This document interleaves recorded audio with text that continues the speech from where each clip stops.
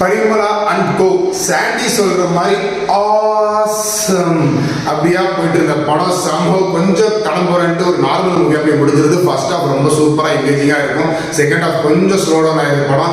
Jayaram sir சூப்பரா கலக்கியிருக்காரு. Urvashi madam சொல்லவே தேவையில்லை, அவங்களோட டாப் நாச் பர்ஃபார்மன்ஸ் கொடுத்துருக்காங்க. அவங்களோட ரெண்டு பொண்ணா வர கேரக்டர் ரொம்ப ரசிக்கும்படியா அமைச்சிருக்காங்க. அதுல ரெண்டாவது பொண்ணாவோட கேரக்டரோட வாய்ஸ் ஓவர் வந்து ரொம்ப சூப்பரா ஒரு யூனிக் ஸ்டைல கொடுத்துருக்காங்க. நல்லா இருந்துச்சு. மியூசிக் நல்லா இருக்கு. பாண்டியராஜ் சாரோட டைரக்ஷன் நல்லா இருக்கு. மிஸ்கின் சாரோட கேரக்டரைசேஷன் போர்ட்ரேல் சூப்பரா இருக்கு. படம் எல்லாமே நல்லா இருந்தது. எங்கேயோ சுமாருன்னு ஏன் தோணுதுன்னு கேட்டீங்கன்னா, மிகப்பெரிய பட்டாலும் வயிற்றுங்க சிரிக்க வைப்பாங்கன்னு நினைச்சு ஒரு எதிர்பார்ப்புல போறோம். அந்த எதிர்பார்ப்பு இருக்கக்கூடாது.